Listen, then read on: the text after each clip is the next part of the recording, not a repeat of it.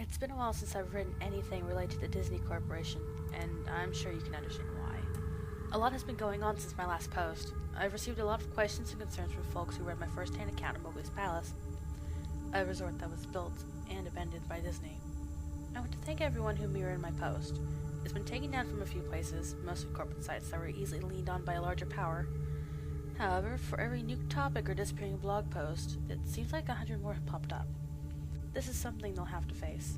There's no turning back for them. None for me either. I'm definitely being followed. For the first month or two, I chalked it up to paranoia. Any casual glance or half smile in my direction set me off. Hair standing on the back of the neck and everything. The first one, or rather the first one I was actually able to spot, was a telephone worker milling around my apartment complex. He was middle-aged, doughy, just as you expect, but something just seemed off about him. I couldn't place it, but I knew this wasn't just my imagination acting up. He was awkward and out of place, not somebody who was comfortable doing his routine job. I followed him around a corner, only to lose him there. When I turned back to go home, there he was, staring directly at me about 10 feet behind me, expressionless and cold. "Exploring?" he asked. That was all he said, and there was an accusing tone to his voice. Tell me what blue-collar phone jockey does that? I guess that's the worst part. Never feeling safe. Never feeling alone. That and the occasional Disney merchandise left somewhere for me to find. Little rubber Mickeys in the mailbox, a Disney Adventures magazine on my bookshelf. They hide little Mickeys everywhere. 3 circles, 1 big, 2 small, and the silhouette of the famous mouse's head. I started keeping a running list of Mickeys I found. Coffee cup rings on my coffee table, 1 big, 2 small. Colored glass bottles left on the doorstep, viewed from the top down, all red. Graffiti on the wall on my way to work. A huge earth, small sun, and moon in the proper locations. They're everywhere. People have emailed me about this as well. If you repost anything I have to say, you're going to start finding those son of a bitch outlines. I guarantee it. The best one by far, one that actually made me laugh because of the horror of it all, was a drawing in chalk next to my car. I was taken aback at first, walking through the parking garage, keeping an eye out for people following me.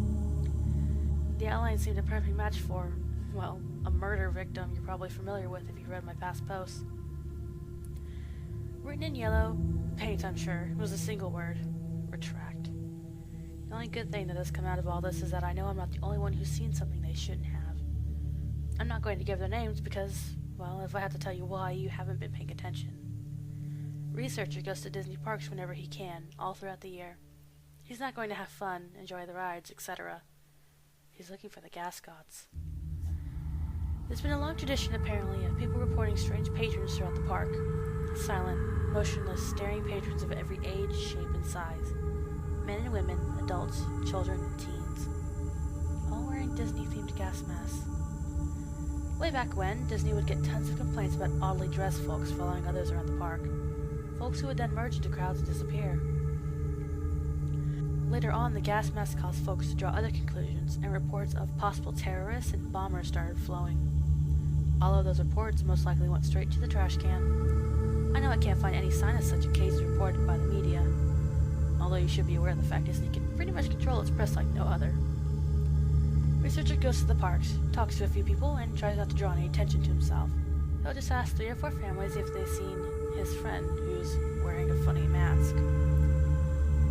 He has yet to see a gas cop for himself, though on one occasion a child pointed him toward Frontier Town. As he raced through the crowd, he heard a single voice ahead cry out, "Mommy, I want a goofy air mask too!" A fellow all-call lifeguard worked in a Disney water park from 2001 through 2003. He stood at the top of a huge water slide and made sure none of the kids got too rowdy. He passed the kids through, one at a time, telling them over and over again to be safe, keep their arms in, and so on. One day, as he tells it, this fat kid goes down the tube and doesn't come out the other end. He sent 2 or 3 kids after. The whole thing moves at a steady clip, so naturally you'd expect that if fatty got stuck, the kids that followed him were stuck too. Not so. Only the big kid disappears. Everyone else comes out the other end, cheering and splashing like nothing's wrong. Lifeguard shuts down the slide, much to the aggravation of the kids waiting. Before he can go through any of Disney's strict procedures, splash! Fatty finally comes out.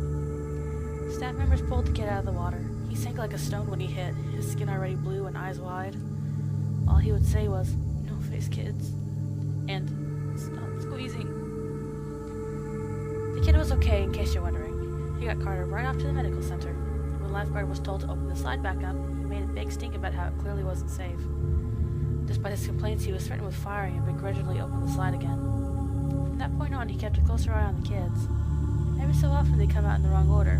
Never as stunned as the fat kid, but always with a vague look of concern. A dreamy, half-stupor that seemed as if they were trying to figure out what was reality. They'd take on some water and choke a bit, and they'd never come back up to ride again. I read his emails with the same sort of unease you might be feeling right now.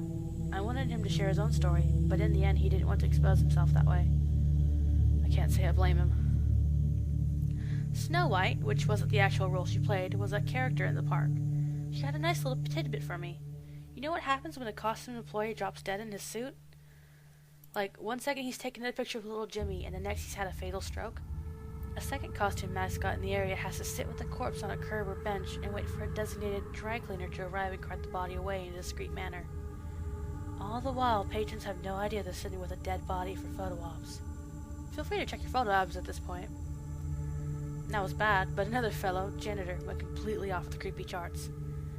Disney World, and probably others, is built with a series of underground tunnels just below your feet. 3 stories worth. Anything and everything you can imagine is down there, for use of the employees. They're called utilidors. Utility corridors. Basically, that's the reason you don't see characters out of place or janitors wandering through the park. They pop in and out of hidden doors and travel a concealed town you're walking on. Janitor told me something that might be common knowledge, but was nonetheless news to me. Walt Disney had several apartments built into his parks. There's one above Cinderella's castle, there's one in the Pirates of the Caribbean ride. They're all over the place. More than that, there are nightclubs, a movie theater, a bowling alley, and much more. All behind doors built right into the whimsical facade you pass by without a second look. Club 22 is one such hidden area. If you have the cash to join the exclusive club, you don't, and then you'll have access to it and much more. Club 22 is a place where anything goes. Disney Corporation calls these places dark zones, spots where the squeaky clean visage of Mickey Mouse gives way to drinking, drugs, and, yes, sex. Conversely, the rest of the park is the bright zone with a few gray zone utilidors between. As far as janitor said, it wasn't always that way. It was more of a slow decline in the gradual relaxation of social norms within that elite group. The reason he knows all of this? You may have guessed it. He's cleaned it. After a lengthy background check and a non-disclosure form, janitor moved up from a park attendant to one of the dark zone cleaning crew. Now, before you get some satanic human sacrifice vision in your head, janitor saw nothing of the sort. Lots of empty alcohol bottles? Yeah. Used condoms scattered like deflated New Year's balloons? Oh yeah. He cleaned up his share of blood, piss, and vomit, but it was all down to the unrestricted behavior of patrons as opposed to any sort of cult behavior. At least that's how he sees it in retrospect. All that trash, that profane shit, went to a furnace and mingled with the smoke of a quaint cottage's chimney. If you've been to Disney World, you've breathed ultra-condensed sin.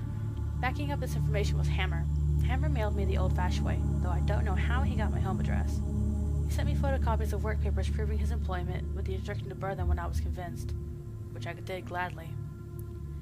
Hammer worked around the Disney World Park, doing demolition and construction.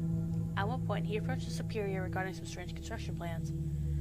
There was a wide rectangular area marked off on the blueprints, about the size of a supermarket. The area was left unnamed and only bore the words, "Do not dig." Not only was his superior in the dark, but he was super fucking purposely in the dark. He didn't want to talk about it, didn't want to know about it, and ended the conversation with, "This space intentionally left blank." Hammer didn't get it. The area seemed a waste of space, and it was directly conflicting with the work his team had been given.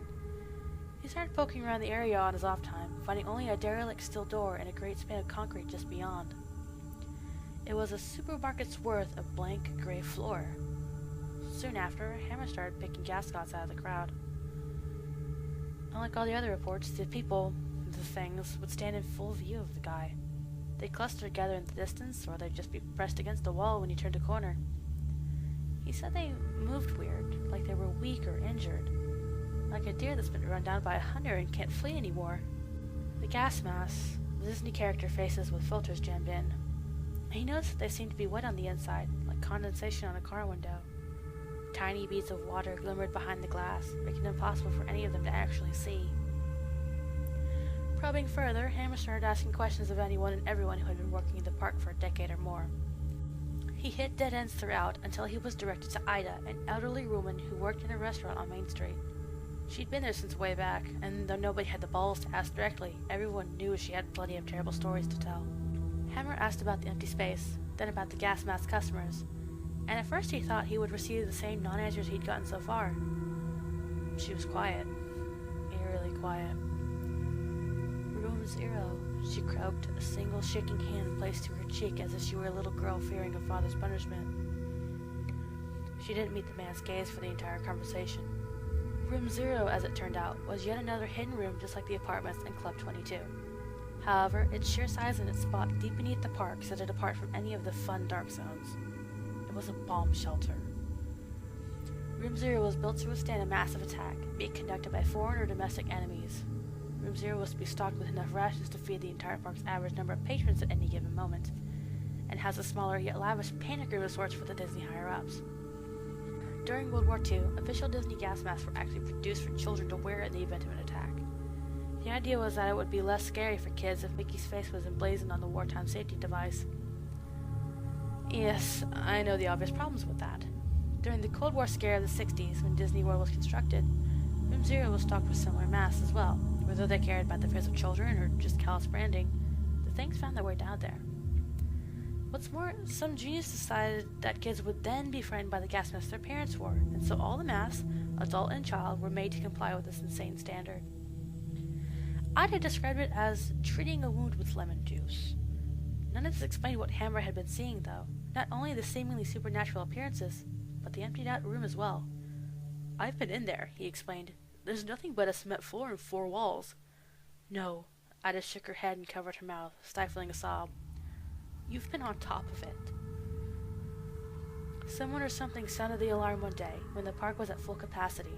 The warning was clear. It was supposedly an air attack. Security ushered everyone down into the tremendous shelter.